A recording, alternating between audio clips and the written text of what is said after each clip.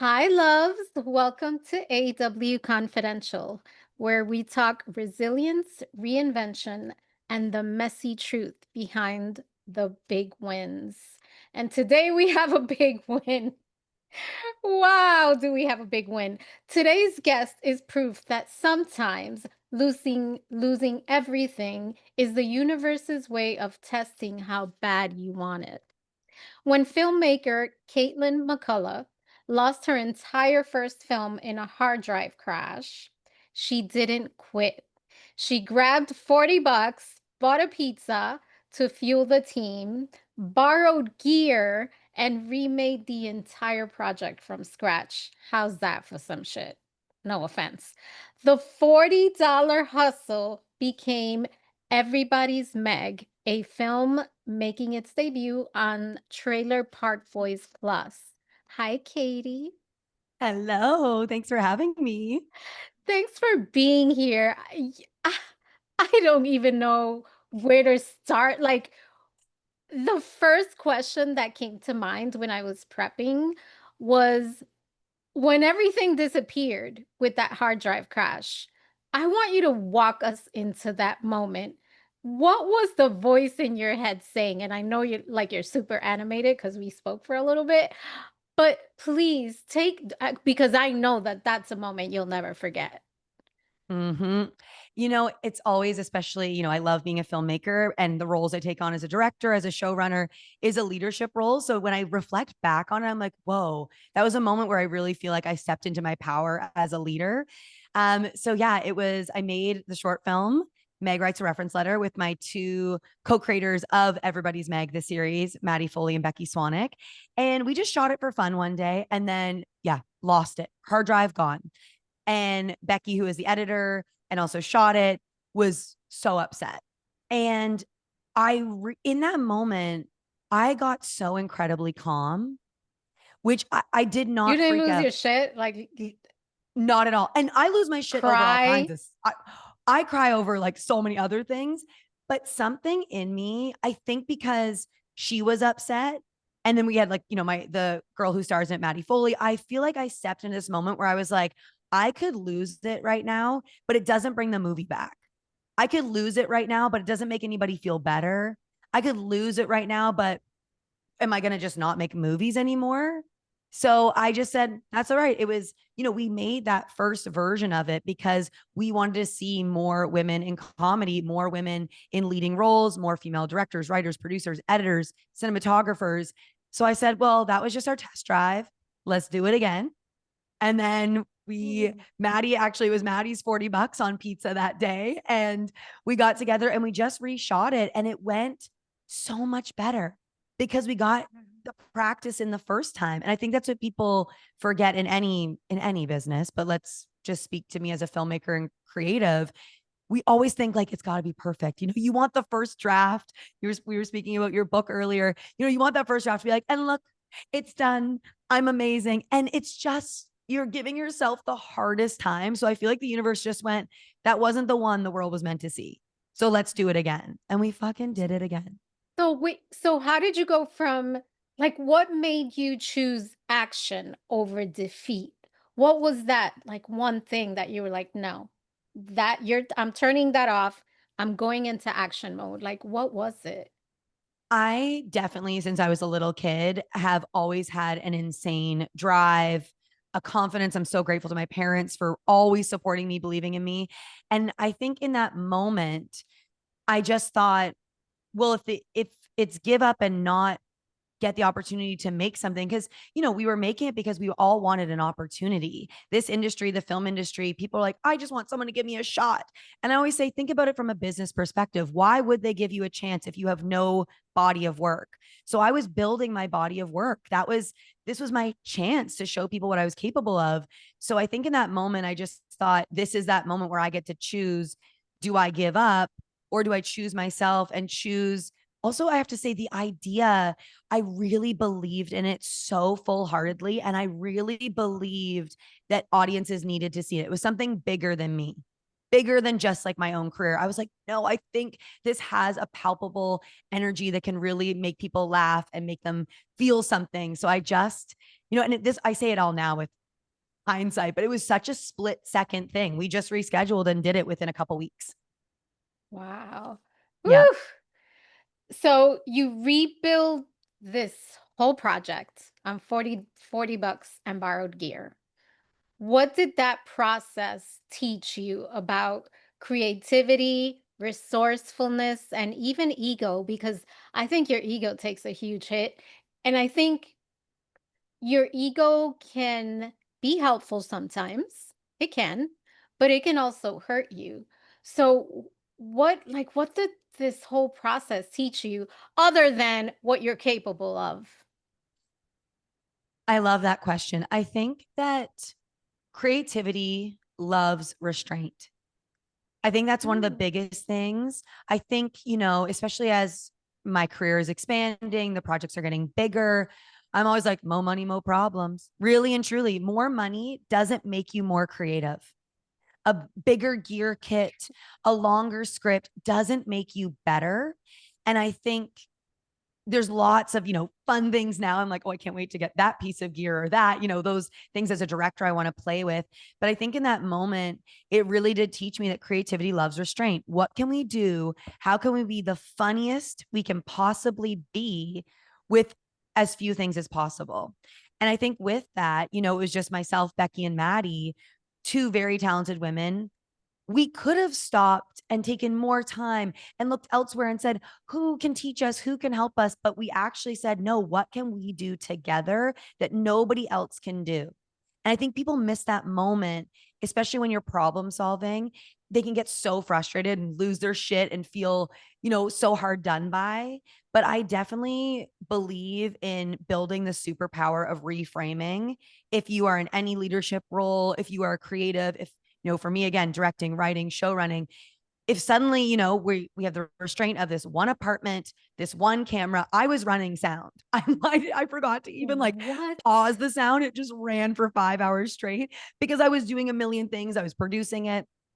But even with all of that, I think you can feel that in the short, and then therefore we made it into the short form TV series. That kind of scrappy, passionate, heartfelt energy shows up on screen, and I learned that in that process. It's not about being perfect, it's about being real. And I think that's where a lot of people get caught up in wanting it to be so polished, so advanced, so insert blank perfect is up my word that I get caught up on. I'm definitely a perfectionist, but by it not going perfectly, it became exactly what it was meant to be and truly changed my life. Ah, love hearing that. Did losing it all make you a better filmmaker? Would you say that? A A hundred thousand percent. percent. 100% because I think too, it's like, even when you get to the edit as a director and everybody's Meg as the short form digital series, I get into the edit and I go, I thought I had that. I thought I had that. And then I go, oh, wait, I remember we ran out of time because you always go in with a plan and then you have to get creative on set. You're running out of time. You're losing an actor, whatever's happening. The sun is setting. Same in the edit. I go, okay, I don't have the thing I thought I needed, but what do I have? And how do I get as creative as possible with what's available to me? And I've learned that the hard way. But I am really Oh, grateful for it. well, it's like you said, you have to get creative. You have to dig deeper. So I'm not surprised that you answered it that way. I now I have to ask. We touched on it a little bit. So I read that you went from aerial silks to film sets. I need you to share how did that happen? Because by the way, I did an aerial silks class. Holy shit. Oh Like my God. that is hard. That is Yes. hard. So how do you Yes. go from A to Z? Because those are two different. So different. But you know what? Again, it's so interesting. And as I look back, and I remember the time I started doing circus, aerial silks in particular, and I began my career as an actor, mostly doing theater. Then I think as you're already discovering my personality, this won't be surprising. I got into a play and they said, can you do aerial silks? And I'd never climbed a silk. And I said, yes. Now I have a background as a dancer and a gymnast. So I have a lot of physical, you know, abilities. But the first time I climbed a silk, I could not climb the friggin' silk. I couldn't get off the ground. I went, okay, I got to figure this out. I got to, like, I'm committed to this thing and I'm going to figure out a way to make it happen. And I trained and I worked my butt off. And it was so great because doing circus, it was about a decade of performing professionally. And it really supported me financially, creatively, physically while I was building up my acting career. Then that little thing, I don't know if you remember it, called the pandemic hit Oh, in God. 2020. Yes. And I had this moment where everything stopped, all my performing, all the shows I had, everything paused. And I had always wanted to write film and do more. I dabbled, I'd always acted on film sets, but I was never satisfied. And then I joke, but it's true. During the pandemic, I put myself through my own self-inflicted film school. I applied how I learned circus to what I wanted to do with film. I went, I want to do that thing. So I got to train accordingly. I got to read the books. I got to put the hours in. And I definitely, of course, there's days I don't want to do it, but I was like, I don't know how to format a screenplay. I was writing it like a play, like a Word document. I was like, Mm. okay, so how do I do that? Okay, directing. What's a shot list? What's storyboarding? What are all these things? And I did every master class. I did the Jodie Foster master class, printed. They give you like PDFs. I printed it and made, before I made Meg, I did make another short film called Mulligan. And I just started to like really figure it out and like make it happen and taught myself. And then, started sharing and growing and evolving. And it also showed me how much I loved it and how much I wanted it, because no one was looking for a film by Katelyn McCulloch. Nobody was like, where's another writer, director, creative chick? Like, there are enough True. people out there, but I knew I had something I wanted to say. And then, it's really interesting. Circus just sort of faded really naturally as these other passions picked up. But I always say circus taught me things that I am so thankful for, like pain is only temporary. Circus, because you've tried it, it hurts. It's so painful. Silk squeezing you, bruising you, like all up in But the it places. but just like getting through that one class taught me that if I apply myself, I can do anything. And I get it. That's aerial silks. Probably to, I don't know, to the average person, it's like, oh, you took a class, but I got through that class. It's hard. So It's it hard. challenged me. And it just, I felt like, wow, I didn't even think I was gonna get through it. Actually, when I went through the door, I was like, and I saw the women, I was like, yeah, I don't know about this. I no, and I had the, like, when I started evolving in that space, I think a big part of it at the time was I was young and I didn't have a career yet. So it was something I could control. I could control training to do 15 chin-ups. The fact now I can't even do two, but I could do like 15 chin-ups. But that I got to see in real time when I apply myself. I love how you phrase that. When I applied myself and committed to myself to what I wanted, I could make it happen. And that's where I say like pain is temporary. Now when things are stressful and losing the hard drive is the best example, I don't freak out under pressure. And in the film industry, even when I directed my first short films, no one could believe it was my first movie. And I was making it up as I went. You know what I mean? I'm like, yeah, but it's just because I stayed so calm. Because in circus, you're 30 feet in the air, hanging by your ankles with no mat. You can't panic. If you panic, you get hurt. And So you and I have to stay calm. and I love that you said that because circus circus life is very different. I mean, it's just and I can't even begin to imagine. But what did it teach you about storytelling, risk, or just trusting your own voice? Because I'm all about my intuition. What did it teach you about that? That is, your questions are so good. It's like Oh, you well, do thank you. this for a living or something. Oh, Um, been doing it for you're a so minute. good. I love it. Ooh. I'm so intuitive based too. And I think that's why how I loved you ask that question, because when I started doing circus, everyone thought I was crazy. They're like, you just got a degree in acting. Why are you doing it? But something in my guts told me I need to do this. And I think that's in trusting that and seeing how it really opened so many doors, led me back to acting, into It's filmmaking, a all these risk. things. You It took was a a risk. risk. And nobody, and I don't think anyone's doing it to be malicious, but no one can see your path. No one can Oh, see what you see. No one can have your vision of your life. So of course to them, they're going to project onto you and go, that's insane. That's such a like, you're diverting from the path. But I'm like, every this is the creator path. can relate to what you just said. Every single creator. Because I know that I'll give you an example. When I wrote my first book, I always say it wrote me. I have never written a Mm, book. I didn't go to school for journalism. I didn't even know what a proposal looked like, but I was like, I feel something in my gut tells me I need to do this. And as I was writing it, I wasn't even, I can't even tell you, oh, like consciously, yeah, I was writing. Yes, I was, but it was more than that. It was yeah. almost like, I, I don't know. It wrote me. I always say that it wrote me. You were channeling. Like I do believe that, not to get like woo with it, but I do think about when, there's always overcoming obstacles in any creative process, but there are those moments when you click into alignment and you feel that it writes you. I feel so similar about so many scripts. And that time in the pandemic, I'm really grateful that I had the privilege of being able to stay home and write and, didn't have sick family members.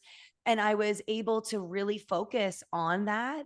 And it gave me, I needed that amount of time and space. And now I have to do it quicker because life is really happening around me. But yeah, I think like when I started doing this circus part, I just didn't question the destination. I just Mhm. trusted the journey part.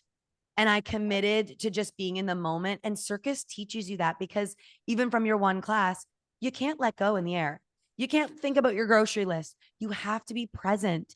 I think it's why so many people right now are doing bouldering. And I'm seeing everyone like, all these things are happening, like, because it helps your anxiety. It soothes you, even though it's intense and it's high risk. It's teaching you to be present and to trust yourself. And that risky part, I mean, no risk, no reward. Ooh, but I mean, you're talking about being how many feet up in the air? Yeah, like 30 Uh, feet or I didn't more. even I didn't even think of the no mat thing. It's been a long time since I got to the Yeah. circus. Well, and But you were doing a class, so you should have a map. But when I was performing professionally, yeah, but it it's I mean, it's just you did it every night, right? yeah, I was performing all the time and I would, be doing auditions, running around. I was in Toronto at the time and I'd be on the streetcar doing auditions. And then I was gluing eyelashes on the subway and then getting to my gig with my aerial silks and a knapsack, rigging them myself. I did all my own rigging. I Wow. really taught myself. I just learned so much independence. And, even with that, you are your own business when you're an independent circus performer. And I still am, I always think, and I'm sure you feel this too, I believe so much that as artists, we need to take ourselves seriously as entrepreneurs because that's what we are at the same time. 100%. And I'm glad you said that because I think we forget we are a business. We Yes. do provide a service, whether it's entertainment or, whatever it is, or coaching or providing. We're providing something to someone, even if it's Yes. inspiration, motivation. And that has value. That's something I'm really learning right now. I'd be so curious. Not enough time in this podcast. We'll have to have a coffee after. But I'm really learning that too. I think it's so easy as artists to create something and then not see it through that next level, which is where all my producing instincts kick in, which is okay, I made this amazing thing that so many people worked so hard on. And I believe it has value. Now, how do I get it in front of people? Because that's a whole other component. There's one thing to make it, but then to distribute it, to get eyes on it. And I Mhm. don't want to just put it up on YouTube. I want people to invest their money and time in watching it because, I also believe when you put your money where your mouth is a little bit. I'm not charging crazy amounts, but getting it onto a service that people have to subscribe to or, can donate to. I think it's really important we remember as artists that what we're building has value and we're allowed to earn a little money from that. And, I'm not making a bunch of money off of these small things. That is for sure. But just to ask audiences, we're doing a screening of Everybody's Mag season 2. And that's what I'm speaking to right now that's top of mind is to put this in a movie theater, for me to rent the venue, make this happen, that people can have a nice night out and that has value. 100%. And I'm glad that it's a great reminder because I know for me, initially, there was so much guilt. I was like, "Oh my God, but I don't want to charge for this, charge for that." But I'm also paying for the production of a podcast. I'm paying for all these things, and bootstrapping it's painful. It's Yes. but it's part of what you said. It's you got to put your money where your mouth, you have to Yeah. believe in yourself. So I, I think that expressing that and just being a reminder of that, our value, our time, the labor, it all means something. And we are at the end of the day providing something to someone. And sometimes I think it's hard because it's not tangible like a Yeah. product, right? So I think it's hard. But Yes. I do think that it's important for us to remember that for ourselves. So thank you for sharing that. Thank you. And I'm like, because you're writing a book and you are writing a podcast. And I do think, one thing that I'm just coming up against and why it's also top of mind is because I really am thinking like, how much is my time worth? And that's fluctuating for me because sometimes I'm so happy to give something for free. I just acted in a friend's film for free because it was her first movie. That is the gift I am so willing to give to support her. But it is fluctuating as an artist. And I think that's why it's never going to be a linear conversation or decision. But going right now, what's that going to cost me emotionally, mentally, spiritually, physically to do that?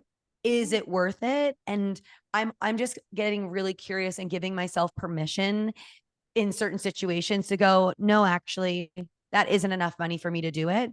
I need more. If they can't provide that, that's totally fine. And I'm it, you, allowed to say no. And isn't it easier said than done? It's Oh, hard. It's so so hard. hard. But I think, part of it for me, and I always talk about this, it's years of therapy, but I've Yes. had to acknowledge like my worth, my time, like those things mean something. And like you said, it's an investment of yourself. Like you're putting yourself into whatever it is, maybe the project or um whatever, I don't know, project or film. Um, but no, I think we need to do more of that. And I believe being a woman makes it so much harder. Oh, it is. And especially, in the comedy realm, so many amazing women. I always say I stand on the shoulders of giants. And also there are still mostly men in this space, at least where I'm currently at in Canada, in the East Coast. And I a lot of people can get frustrated. It's easy to get frustrated and want to give up. It brings it back to your hard drive question in that moment. But the way I've just reframed for myself how to move forward is I don't want to waste my time and energy complaining. I want to spend my time and energy making the change, actually being the change. And that is so hard. Of course, I'm being so positive. I'm sharing all the positive things, but I cry often. I'm in therapy too. I deal with anxiety, depression. I've had people I thought were closest to me turn on me. Dealt with betrayal. I've dealt with all of it. No one is immune. This industry, 100%. making art, doing business is complicated. It's hard with friends. It's hard with new people, different ages, different backgrounds. Like you are always in a collision of so many different bags of people's baggage in one room.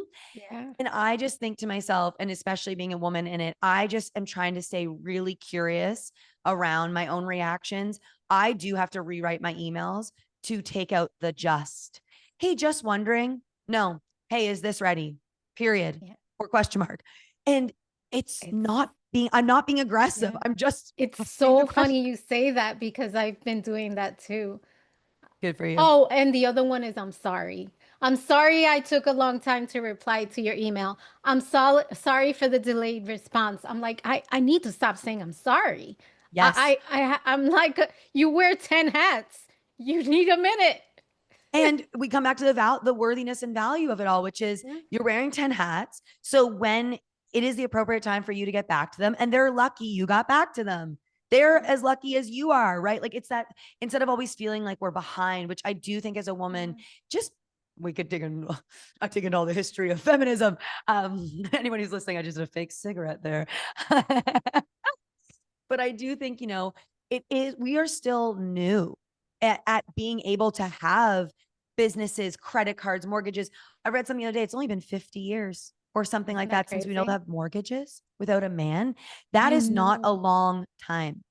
I remember the first time I saw it was a movie, but it was based like I think it was in the 50s or 40s. And there was this woman who could not open up a bank account unless she got permission from her husband. I was like, Crazy. "What?" I don't know. I, I just it was like shell shock. I was like, "What?" It is because, and then we're sitting here going, we're wearing all these hats and then feeling behind. It's like, hold on. We're Yeah. wearing all the hats because we're learning so many new things that we don't have role models for or only recently have role models for. I'm really close with my mom. I love her so much. And she continues to say to me, like, man, I just wish I had a mom like me for you, which I love that she owns that because it just in terms of she built something so I could do what I wanted to do. I could have her support. I didn't grow up with money. I grew up very like small town. We didn't even have furniture in our living room upstairs, and my mom called it the dance room. And so I would go to other kids' houses being like, "Where's your dance room?" And they were like, "What?" It's our living room. I was like, that sucks. That sucks. Those kids don't have a Mm. dance room. And it was my mom just making it positive, and that was a lot of work that she had to do to make that happen. And I never take that for granted. And now I really do think it's something now that, well, like again, the reframe, that word just keeps coming up for me today, but being able to reframe it, but then with that, still acknowledge how much work it still is. And Yeah. you're not behind. I'm not behind. And I feel that too all the time, Yvette. I am like, oh man, I know a guy who's 2 years younger than me has 3 feature films done. I haven't even made my first feature. And I go, pause. He has the Like, right body part, man. yeah. And he's on his own journey and I'm on mine. And Oprah said this on a podcast I listened to once of hers where she was talking about when the Maury show started and everyone in her office was like panicking. And she said, we're not trying to be the Maury show or Jerry Springer. We're the Oprah show. So we got to double down on what is the Oprah show. And look who lasted much longer than, and, has left a Yes. legacy behind. She's I love her. I love her. Me I too. met her and it was You met I her? have to yeah. It was a Wow. Jesus moment for me, by the way.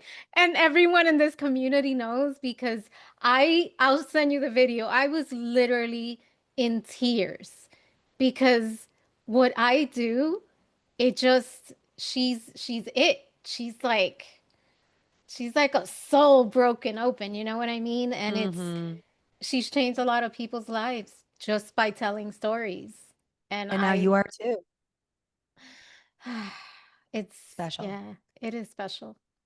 It is special. I'll tell you about that day off camera. Can't But wait.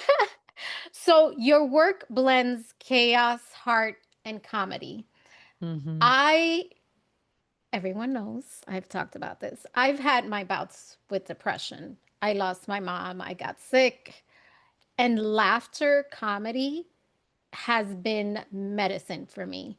It's been a survival tool. How has it helped you survive in life and even in your career? Ooh, I just teared up when you Oh, because said that girl, watch because the news. And if you don't have a sense of humor today, oh my God, you'll yeah, need a you'll need a medicine cabinet or it's something. true. You know, I grew up with a very funny family, and a lot of that was avoiding what was really happening. But I'm a Scorpio moon, if you're into astrology, and I have always Oh, had this very we have a lot in silly. common. Are you a Okay. Scorpio moon? No, I'm an Aries. I'm the leader of the pack. Thank you very Well, much. that's it. I'm a Leo sun. So our fire, no Oh, wonder fire loves that fire. makes sense. That makes Okay, so we'll much talk. We'll talk. sense. We'll Okay. talk. But I've always been really deep in terms of like really curious about how people are always feeling, what's going on. But I'm so grateful. I grew up in a very small town in Nova Scotia in Canada. If anyone doesn't know where that is, and I'm I living there oh, now again, which is great. But I grew up in a place where people didn't really talk about feelings. And I was a kid who was like, how are you feeling today? And the response was, that's rude. Don't ask those questions. Like, it was, I would always want to go deep.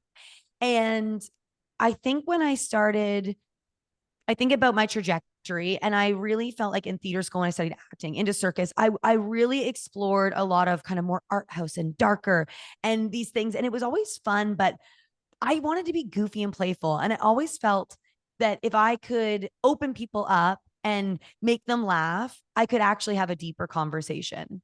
So it started just as a natural way for me, I think, to connect deeper to people. And just the way my personality was, like very performative and playful. And then I realized, oh, people would be gravitate to me and open up and share. And I loved that open up and share part. So I think in my comedy, I really do believe the best comedy comes from our deepest truths. It comes from vulnerability. And in Meg, we're really exploring, we'll just use that as an example. We're really exploring millennial anxiety that everyone has. Yeah. And also, of course, people have, real anxiety disorders beyond just kind of that general angst. But I got really curious, myself and Maddie Foley, who I write with, just around what are these moments that we're all experiencing and how can we reflect them back to audiences in ways that help them, one, not take themselves so seriously and feel less alone. Because Mm.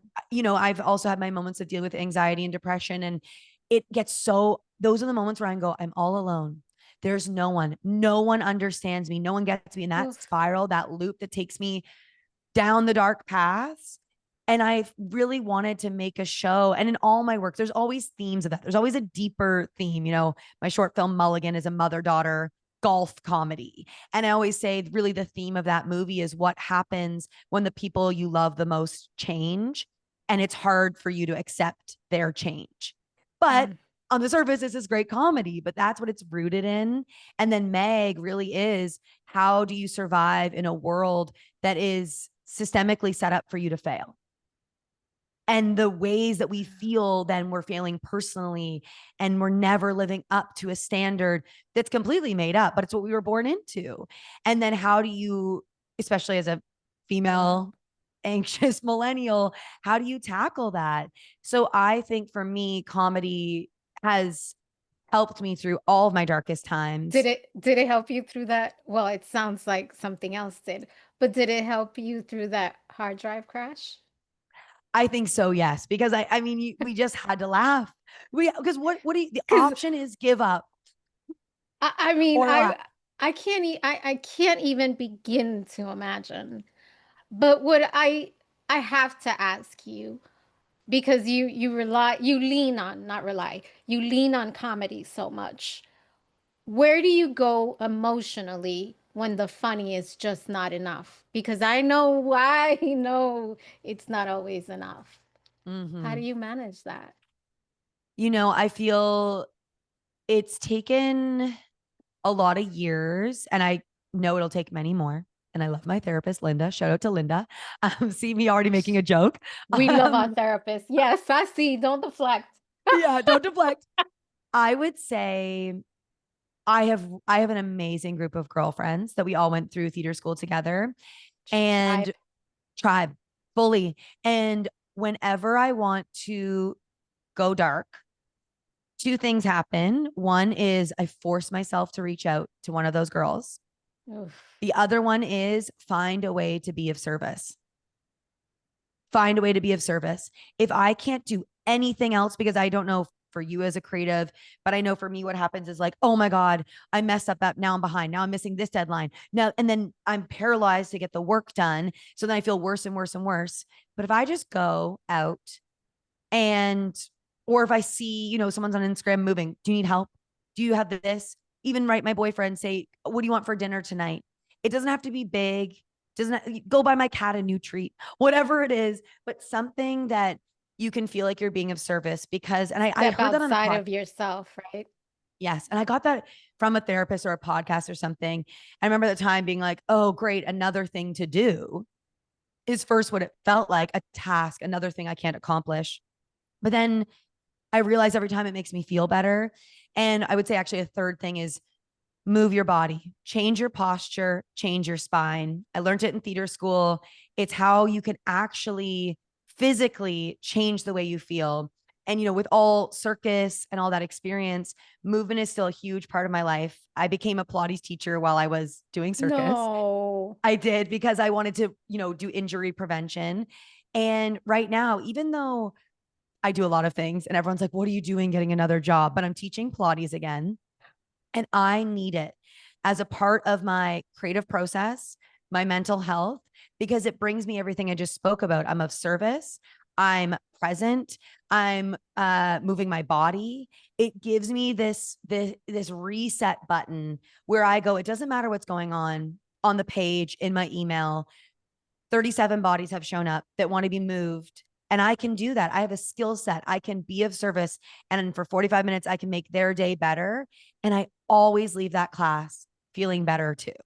Too bad you're not on the East Coast. I need some Pilates. Well, I visit often, so I'll get over there. I'll do a Yes. pop-up for you. Yes. Yes, for sure. I will be there. Just tell me when. Yes. So you're doing so many amazing things, and thank you for sharing so much of you with me during this time. You're also creating, or not creating, but you're shaping space for women in comedy and filmmaking, which is Mm-hmm. it's so beautiful.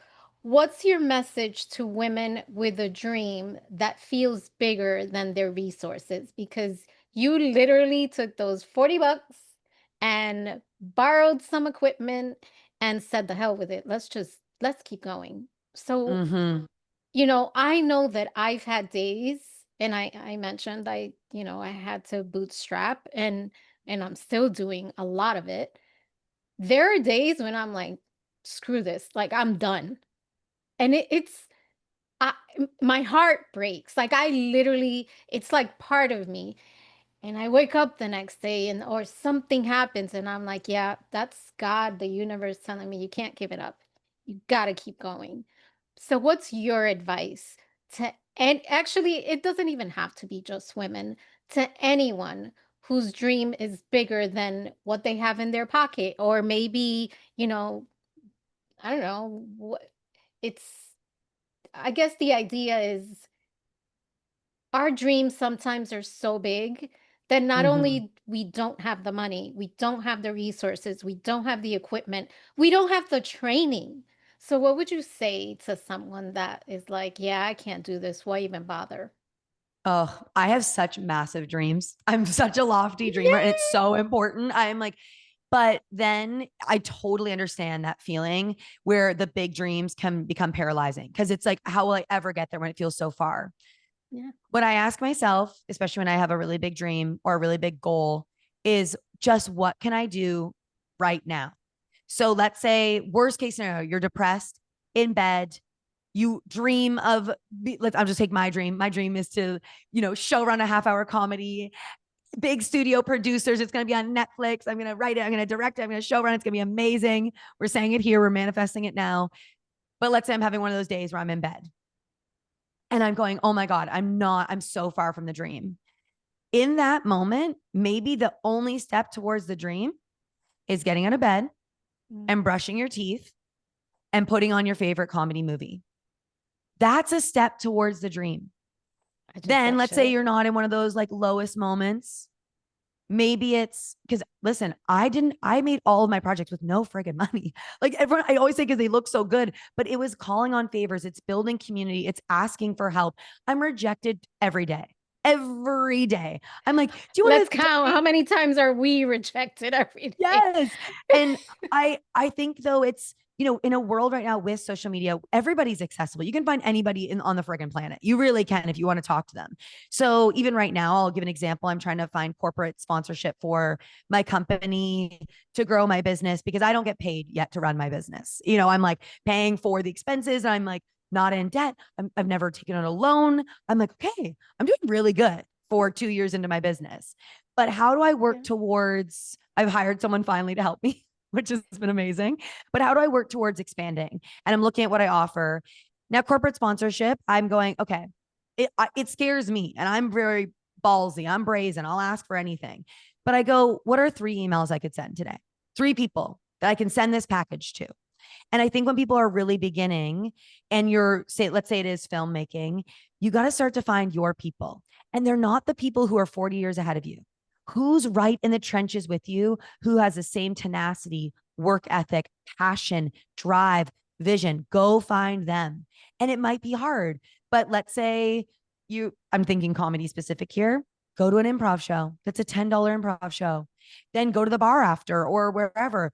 Go up to a stranger and say, hey, I'm just trying to connect. It's amazing what can happen when you do that. And yes, it is scary. And yes, it is vulnerable, but so is admitting you have a big dream.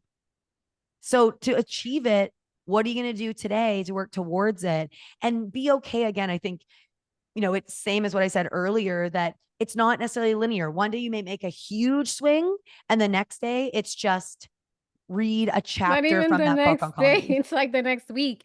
It's like crickets. Like, I've had Yes. crickets this week. Like, oh my Well, and do god. you find this too? I think it is also being a woman, and I love astrology, and as a woman who menstruates, all this. It's like I believe in following your cycles and the moon and all And the the things, and being like retrograde. the retrogrades, and just going, hey, this is a week that I don't need to be in intense action. And I say that like it's easy. I do struggle when I've had a week where I go, oh my God, I did not achieve as much as I wanted to, because I am definitely a high achieving. I have a lot of energy, as we're all noticing on this podcast. But I enjoy putting that energy into work. I actually, this is a fun little anecdote. I directed a show recently called Doggy DNA. And it's this very wholesome lifestyle show where people bring their dogs on and they get the test results. And it's a very sweet, fluffy show. But there is a woman there who's like an expert, and she talks about the different dog breeds. And one thing she said is she was talking about working dogs. So I'm sitting here directing and I'm taking notes. And she talks about working dogs and how they're unhappy if they're not getting to burn their energy out. They want to be challenged. They want to, and it's so funny because I'm not a dog person. I don't have a dog, but I was listening going, a working dog. Because Oh. I get energy from being put to work, but that's not everybody. Some, and so it's just finding out like what animal are you, and then learning how to work with yourself. Your path won't look like mine or yours or anybody else's. You might not have the crazy amount of energy that I have, but that doesn't mean you'll be any less successful or any less productive or diligent or amazing. And I think giving yourself grace, giving yourself Mm. time, because Rome was not built in a day. Listen, Oof. I am still exploring who I am. I know what I was put on earth to do. I do. And it's taken me forever. But but I do know that the things that are worthwhile take time. Unless, Mm-hmm. hey, you have a genius stroke of luck and that happens. Or the other thing is when people say, "Oh, it happened overnight." Well, overnight success. I'm like, yeah, that's not the norm. That's maybe 1%. And No pun intended. even an overnight success, there's normally 10 years of other work that happened for that little thing to click.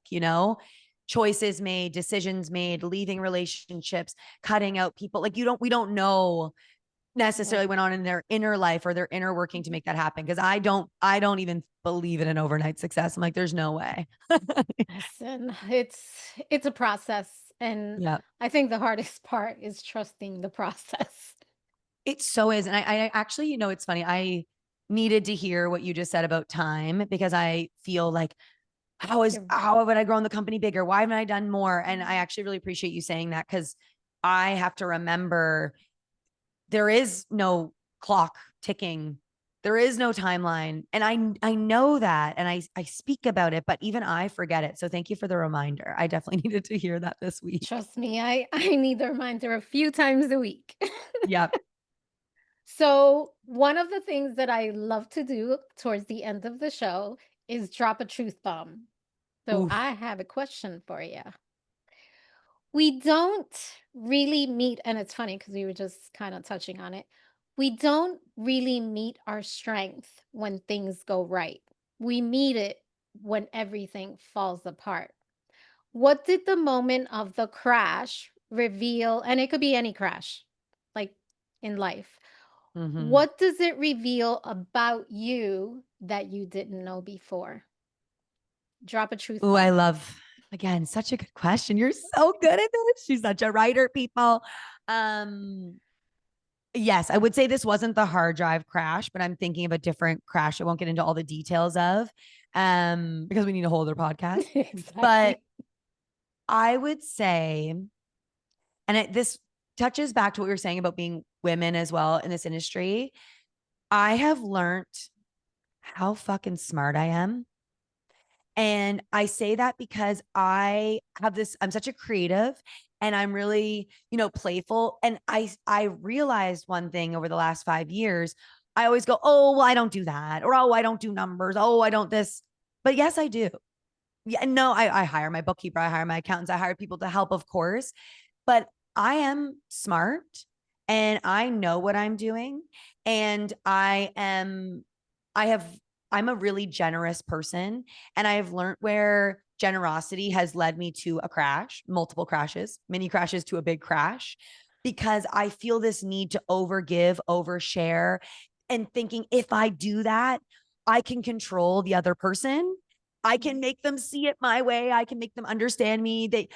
And then I've realized that oversharing, that over generosity was actually a way my ego was trying to control a situation and control an outcome.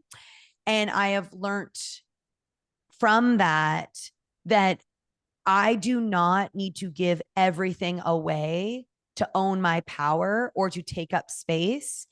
It's actually quite the opposite. It's in boundaries, honoring my own intelligence, honoring my own creativity and talent. That's where I actually find my true, grounded, authentic voice and power. And it's taken a lot of learning. This is a very new lesson, also. I'm sharing. The fact you asked this question, I was like, I just literally started practicing boundary setting. I want to say less than a year. I mm-hmm. would give it all away, the house, the kid, like everything. Because Everything. I wanted you to like me. Yes. I wanted to, or like you said, I thought by being nice and being easygoing and flexible that I could get what I want. That's bullshit. Bullshit. I don't want to negotiate. Not that I'm saying, and I don't want to negotiate who I am. I can Mm-hmm. compromise, but I won't negotiate who I am. Oh, I love that. I can compromise, but won't negotiate. I'm going to write that down after. I love that. She's a no, I love that. And I think that's it. I think you just really said that so And eloquently kudos to because my therapist. Thank you very much. we love our therapists. Shout out to the therapists. But I really do feel that it is so a people pleasing thing. And it's only a very recent discovery that was really humbling to discover, which is when I just said that ego part, because I think it's so easy when you're people pleasing to also somewhere deep down, not this was never conscious. This is really new learning and articulating it, which I can even feel my own brain sorting it out here, but I think it's relatable. I think a lot of people are probably sorting this 100%. out in themselves too. But I really realized that, yeah, in the people pleasing and the oversharing, I was I was enabling other people to treat me poorly. And also I did think, but again, so subconsciously, you just said it though. I thought I could get what I wanted, which mostly for me is I want people to see what I see. I want them to get it. I want them to think it's a good Mm, idea, to invest in it, and then it's like, but I actually can't control that. They're going to buy in or not. They're going to mm, believe in me or not. They're going to believe in the show or not. They're going to do their hard work or not. I can't control that part. mm. And that has been really interesting, deep work because I want to swoop in and save someone. When I see something going wrong, I'm like, but if they're not asking me for advice, if they're not coming to me ready for that, it's just a waste of my time and energy. And let's remember it's constant practice because we're so conditioned to be that way. I know for me, Mm-hmm. I am. That if Me I too. don't check myself now and then, easily I can go right back to that pattern. And I Yep. know that. So it's constant like checking in on myself. And this also comes from my therapist. sometimes you have to keep checking those boundaries too. Yes. So it's not like, oh, I have a boundary and I have to just make sure it sticks. It's no, you have to keep kind of revisiting and seeing Mm-hmm. what those boundaries are and how they fit into your life. Yes. So it's just constant learning. It's constant evolving. It doesn't stop. No. And I think too with boundaries, recently which is sparking all this kind of crash question. So which I love that we're sharing. I love sharing it, even though it's super vulnerable. I love sharing it when I'm in just coming out of it. Cause I'm sure you feel just having this podcast, then someone else might hear it when they're in that moment and go, okay, like I'm going to be okay. But I remember saying to a friend, because they were saying, but your boundaries, your boundaries. And I said, I'm so tired. I can't even uphold my boundaries right now.